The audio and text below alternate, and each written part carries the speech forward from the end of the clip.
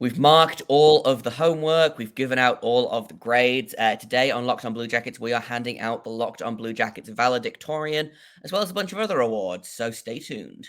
You're Locked On Blue Jackets, your daily podcast on the Columbus Blue Jackets, part of the Locked On Podcast Network. Your team every day.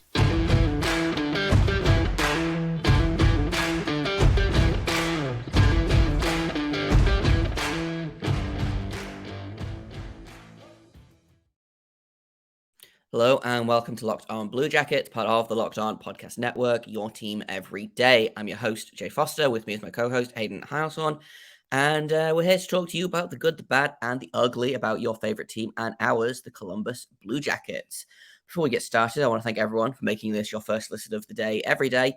Locked On Blue Jackets is free and available on all podcast platforms. We're over on YouTube where we hit 500 subscribers, so shout out to you guys for that. We'll have an announcement about that later in the episode, which I'm pretty excited about. And we're also on Sirius XM. If you're a radio person, you can find us there as well. So, Hayden, we have gone back. We've written down all of the grades that we gave out. And in terms of who we're going to give valedictorian to, we have got 3 candidates, I believe. Or no, 2 candidates, which is surprising to me. Because I could have sworn that Johnny Gaudreau was going to be an A-plus candidate, but our only A-pluses have been Kent Johnson and Kirill Marchenko. Those were the 2 dudes. Those were the 2 dudes that we determined had the best season individually. So congrats to those 2 guys. I don't think anybody would really contest that. I mean, they both were phenomenal. I think at the end of the day, though, Jay, there is one player that I think had a few more flaws, and I could even consider bumping down to the same level as Johnny Gaudreau. So as I think in the moment, sometimes when we do these season reviews, we realize like we say a lot of things maybe that we don't mean. I've said some certain things about some players throughout this that I may have not meant, but I still laugh about it, but we're just the pulse is all we are, in any given moment. How is a Blue Jackets fan feeling? That's how I felt that day. So sorry, my apologies. But yeah, I think I have my vote though for who is getting the crown, or what do they get? I don't know. I never won this award. Obviously. So valedictorian doesn't exist in England. So I'm just going off of everything that I have learned in the American CW series and stuff. But I have my vote as well. And I think we might have the same vote. And I'm going to say that Kent Johnson is my valedictorian this season. Wow. I had Marchenko. Interesting. Okay. Why?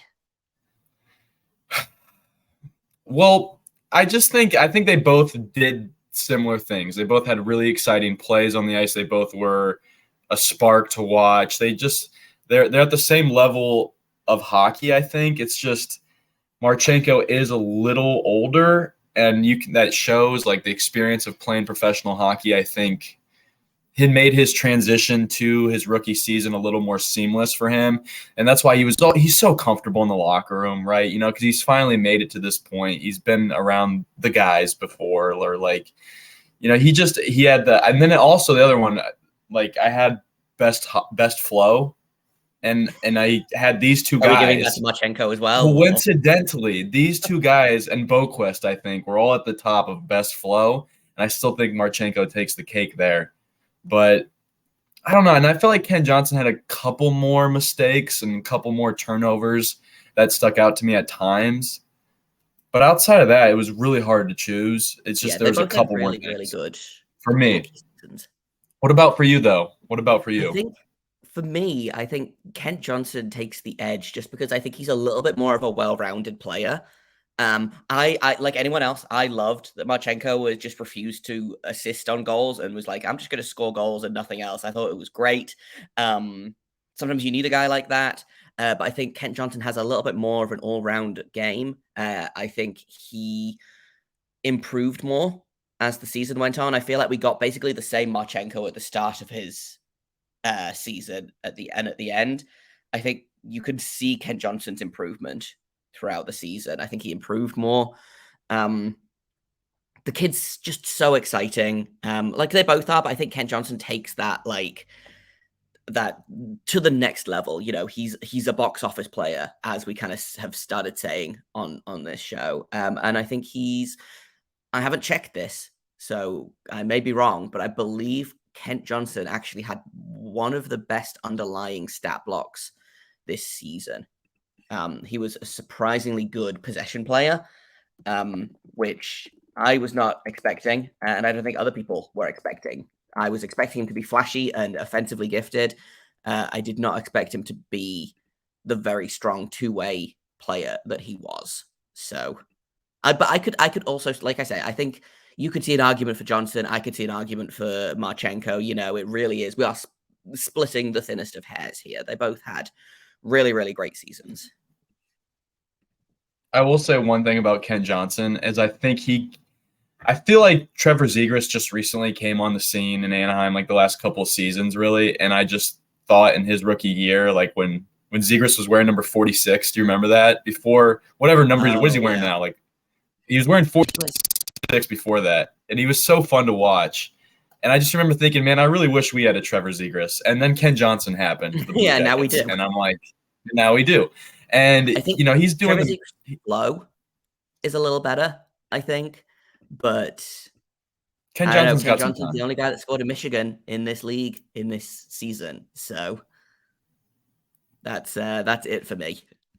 It was the coolest. It was the goal of the year. He wins goal of the year. So if there's like extra superlatives, that goal was by far my favorite. A close second would have been Boone Jenner's goal that he had in Buffalo, where he toe dragged Rasmus Dahlin. That was awesome too. Yes. But yeah. Also a very good and fun goal. Yes. I would like to issue a correction on my take, which is that I've lost Kent Johnson. Where is he? There he is. Kirill Marchenko and Kent Johnson both had excellent underlying numbers, actually. And Kirill Marchenko had slightly better possession numbers than Kent Johnson. So I will issue a correction on myself for that. I still think I'm going to pick Kent Johnson as the valedictorian, but again, both very well deserved, I think. We'll put a poll up. We'll let you guys get your opinion out there too. We need to give a winner out there. You guys are part of the show as well. So yeah. So I feel like, okay, so we've given out valedictorian. Are we giving best forward to Johnson and Marchenko as well? Or do you think you would give that to someone else? Because I think highest grade is not necessarily best. You know, I feel like Johnson and Marchenko both got good grades because of their on-ice play, but also because of their just like pure potential, you know? Yeah. So I feel like they got bumped up for potential, which is not a bad thing. But do you have a choice for best forward that is different? Oh yeah, this is a layup. I think both of us should have the same vote for this one. I feel like for best forward, it's not either of these two. I completely agree with you. Those guys get boost for, valedictorian because they are the potential ceiling. But I think Johnny Gaudreau wins best forward for me. Agreed. I think that's my vote. Yeah. Is that yours? He played the most minutes of any forward, had a different line mate basically every game, and still managed to lead the team in points by a gap of like 20 something. He was, and I think he's going to be better this season. So yeah, I agree. Johnny Gaudreau, best forward, but I think honorable mention has to go to Patrick Laine. 52 points in 55 games. If he'd stayed healthy, I think we could be having a very difficult conversation here about who was the best winger on this team. Yeah, it would have been pretty much the same argument, right, that we just had between Marchenko and Johnson. Like, it would have been a toss-up. Both sides would have exchanged their arguments. I mean, but at the end of the day, Johnny Gaudreau coming in here in his first season and playing 80 games – or what, 70? He was one of two players that played 80 games, yeah. He played 80 games. 80 games, and he was less than a point a game. He was the fastest player on the ice, and he got booed the most times in opposing arenas for some reason. Like, he got booed in Long Island. He got booed. Everyone else just real mad that he didn't sign with Philly, them, which I New Jersey. He's the rock star, so I'm giving it to ham and cheese. Agreed. Let's take a quick break, and then when we come back, we'll hand out some more awards. We'll do best defenseman, we'll do best goalie. I was going to do best flow, but Hayden's already handed that out, so we'll see what else we hand out in just a second on Locked On Blue Jackets.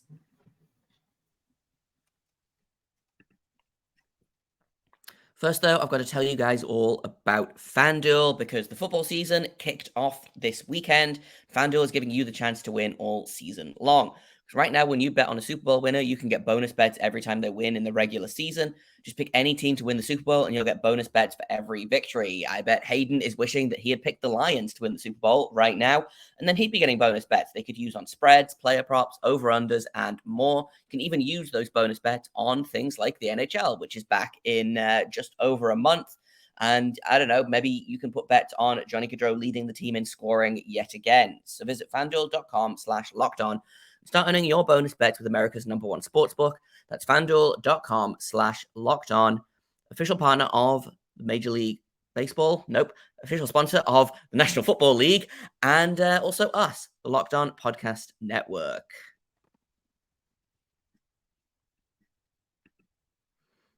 We are back with Locked On Blue Jackets. Every episode, it gets more and more clear that this is the only sport I pay attention to. I was like, yeah, Major League Football, that's a thing. It's not. It's fine. I'm doing my best out here. We all are.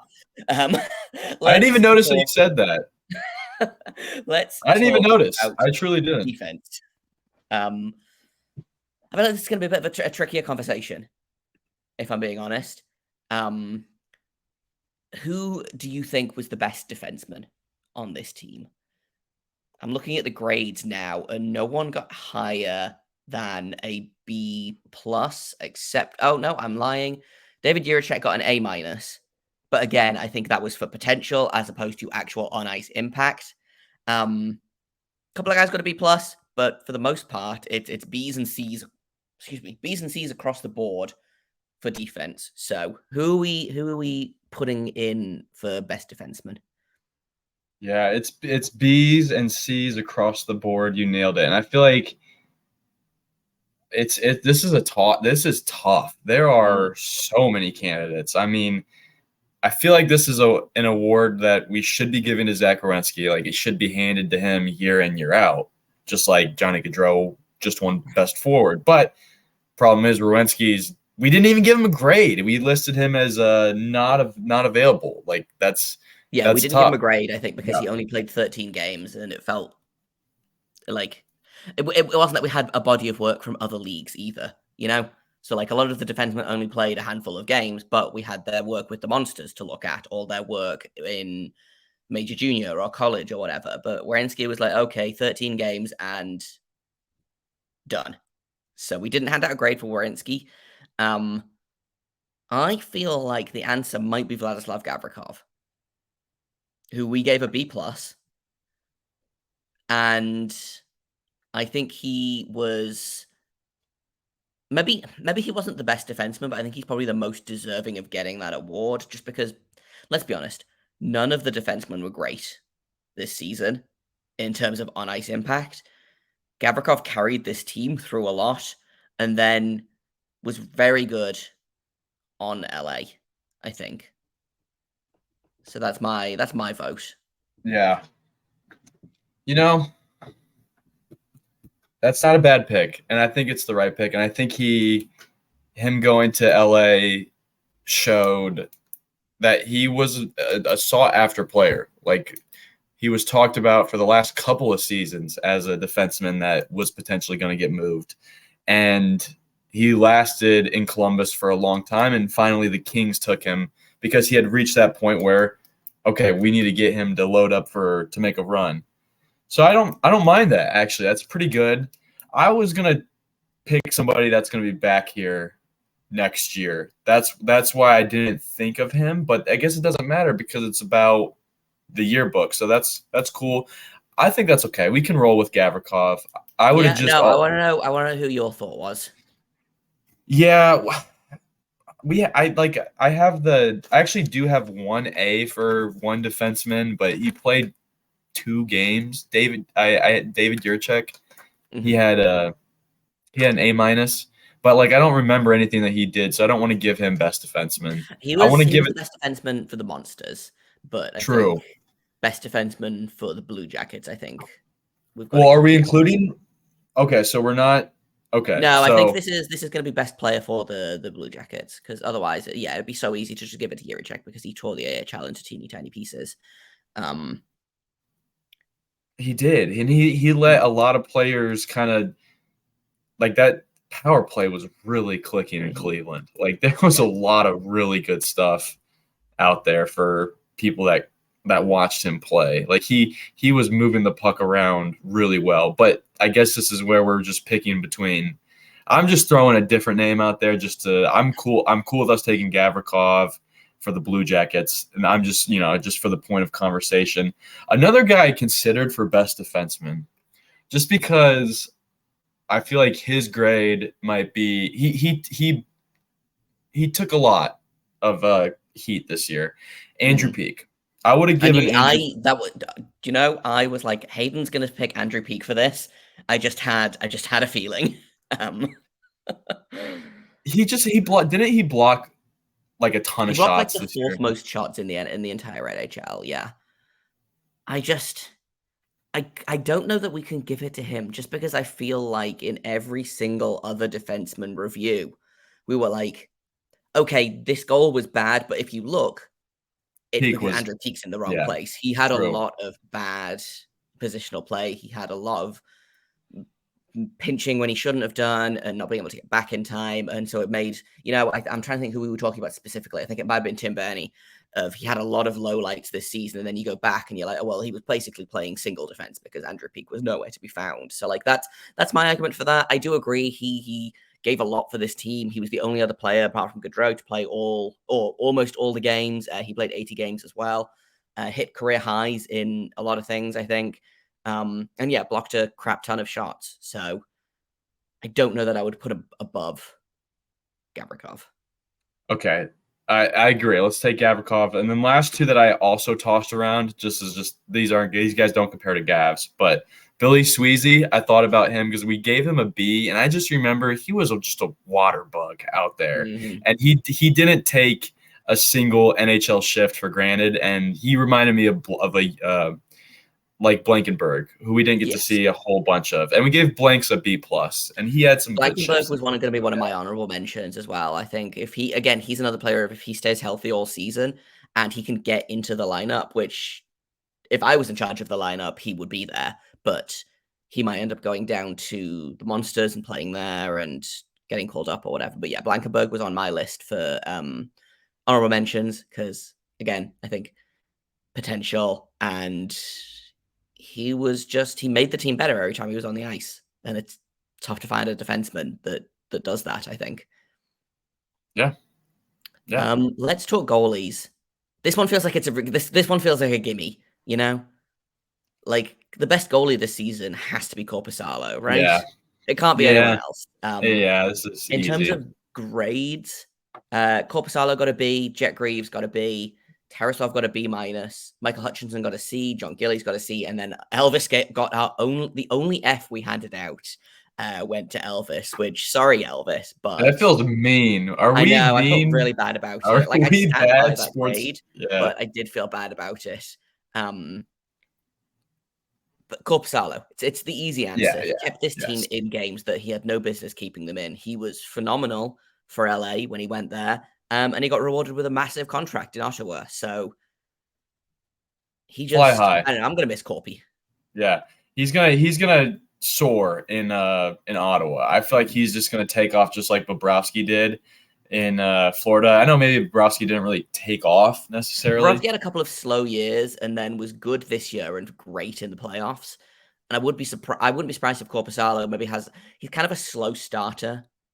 Anyway, I feel like I wouldn't be surprised if he has a slow start in Ottawa and then picks it up around about Thanksgiving or Christmas time, and then just steamrolls through the rest of the season. But yeah, I'm predicting good things out of Korpisalo in Ottawa. Yeah, I'm hoping for good things for him, and their team's just exciting. Tarasenko, Brady Tkachuk, like they're just so much fun. And I'm trying to find who his defensemen are. And my internet's going slower than dirt.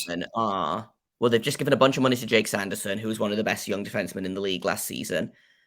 They've got Thomas Chabot, who's very good. They picked up Jacob Chikrin from Arizona. I know a lot of people wanted the Blue Jackets to pick him up. That's right, Jacob Chikrin. That'll be really good for him.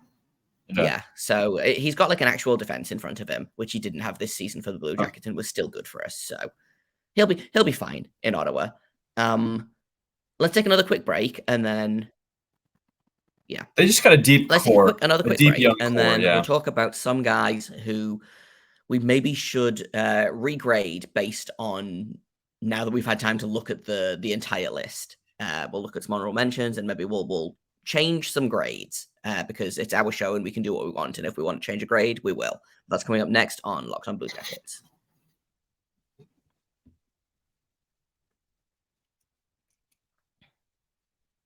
All right, welcome back to Locked On Blue Jackets. We're talking about last season again. For the last time, we are just wrapping up. We're doing our yearbook. And I realized that one award that we forgot to give out, Hayden, unsung hero. Who do you think is the unsung hero of this season? I have an answer, but I'm interested in if you have an answer as well. Yeah, my answer for this one was Sean Corrali. Interesting. Sean Corrali. I feel like he was unsung in the fact that he didn't skip a shift, and he brought a lot of like just towards hockey, without towards being there. Like he was a good penalty killer, a little bit of sandpaper. I just feel like, I don't know, I just see something in Sean Corrali that I don't know. I didn't have a really good one for this one. I'm going to be completely honest. Yeah, so I have an answer, and now I'm please. looking at the grades that we gave out, and I'm wondering, is he unsung? But I wanted to give this to Boone Jenner because yes, okay, he is the heart and soul of this team, I think. I think a lot about how good of a captain Nick Foligno was, because I think he was a really, really good captain. But as soon as he got that letter on him, his play started to dip. And I don't know if that was connected to injuries or if there was too much pressure of having the captaincy, but he had, some pretty poor on ice seasons after that. Boone Jenner got that letter and got better as a player. Yeah. I think he's been really, really good for the past couple of seasons. I think he's a brilliant captain. And I think he gets a lot of criticism around this league for being probably one of the least well-known captains, I feel like. But I don't know. I like him. He'll stand up for his guys. He will crash and bang. He plays on the power play. He wins face-offs. He does a little bit of everything. And I think he should get more credit than the average person gives him. He's one of the three from the sweep team. It's him, Werenski, and Robinson for a reason. And the thing is, Boone Jenner's still got like his whole second half of his career left ahead of him. So he's still getting better every single year, it feels like. And you're right, him becoming a captain for Columbus was the best thing that happened to him because he's only became better. It's like he's just shutting up all the haters is what he's doing. He's shutting them all up. There's nothing you can say about Boone Jenner. Like, my favorite argument is Boone Jenner's a elite center in the NHL. He's a top 2 center in the NHL on a Stanley Cup winning team. Just believe that. He's just the captain of your favorite NHL team. Just go around in your hockey circles and throw that one out there because he deserves it. And honestly, you could back it up too. And guess what? He's got his whole I also want to give him a shout out for so last season I did a crossover with Locked On Penguins. Hunter Hody's the host over there. Was talking a little bit of smack about our guy Boone Jenner. I was like, the most random captain, and like, I don't think your captain should be your best player because I think it's 2 different skill sets.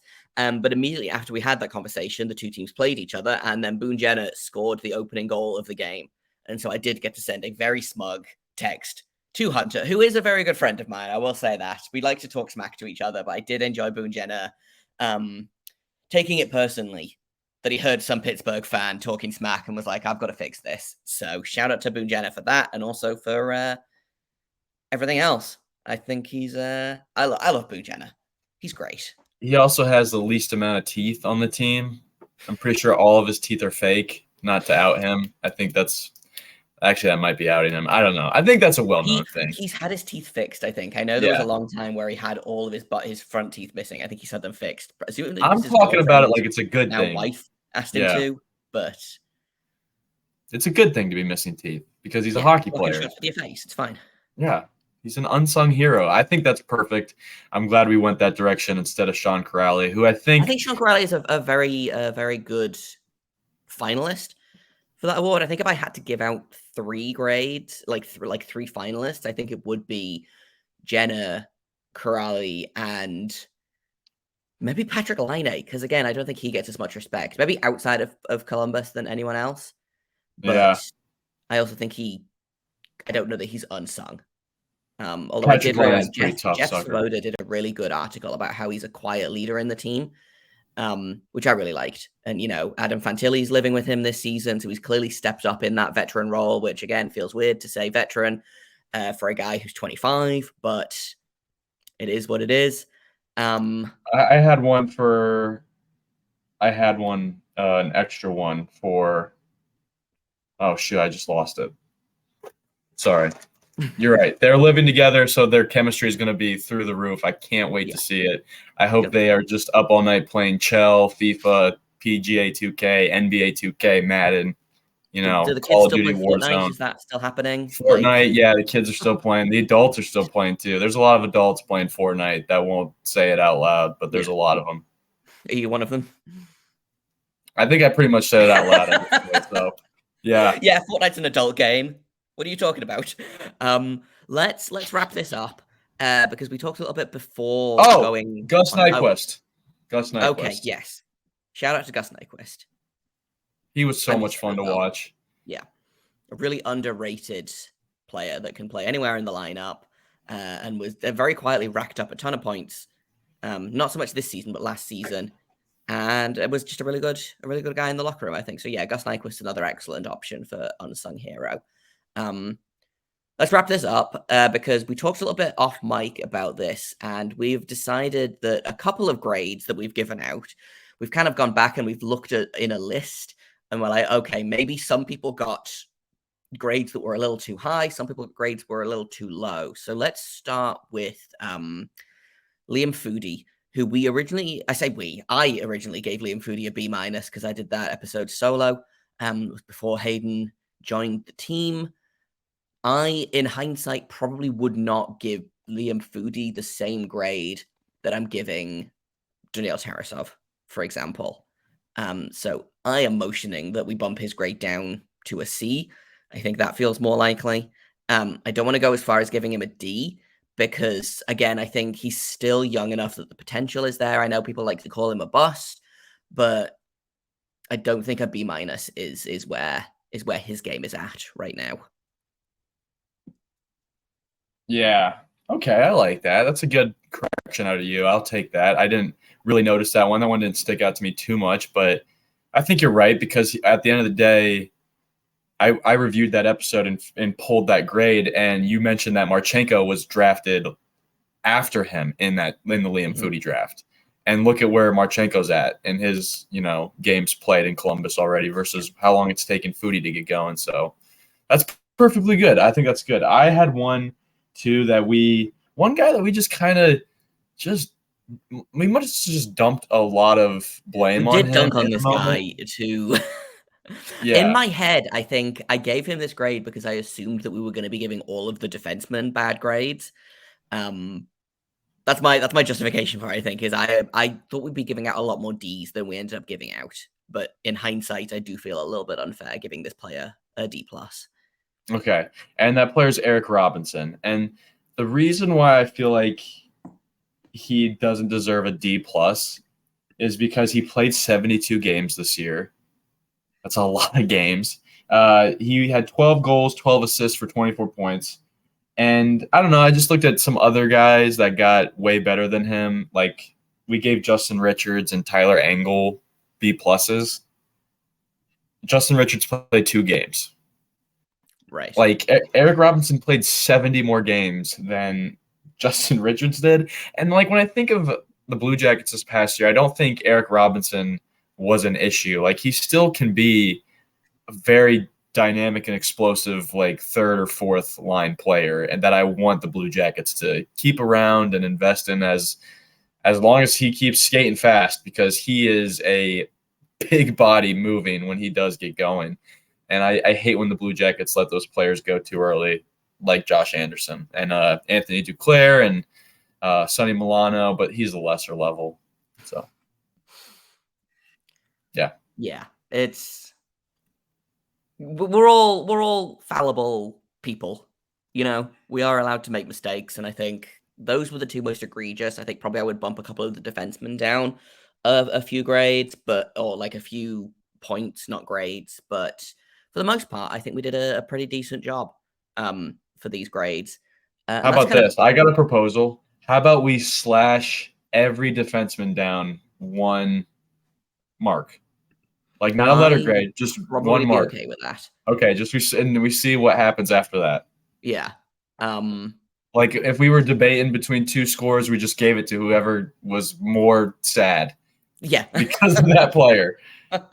Just to give the goal, just to make Elvis feel a little better, because he did get the only F, you know, and at the end of the day, a goalie is only as good as his defenseman. And the Blue Jackets trotted out 1.5 million defensemen this year. It's not an exaggeration. 1.5 million, you can count them. That's going to be it for us for today. We are going to be back tomorrow.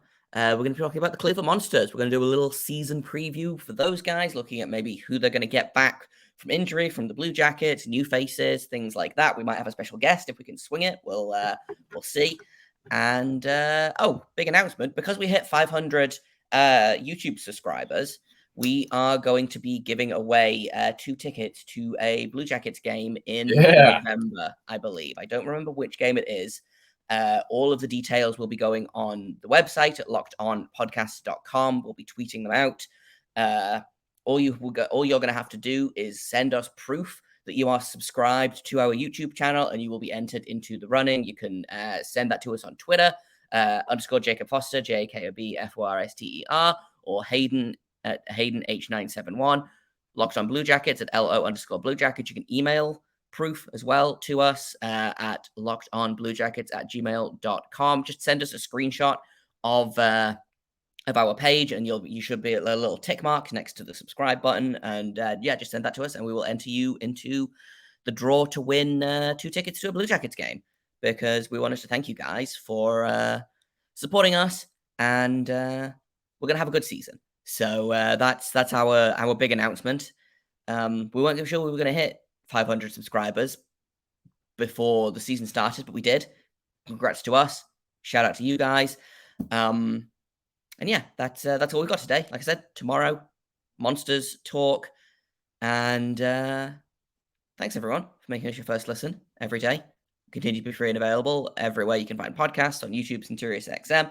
And until tomorrow, make sure you stay locked on.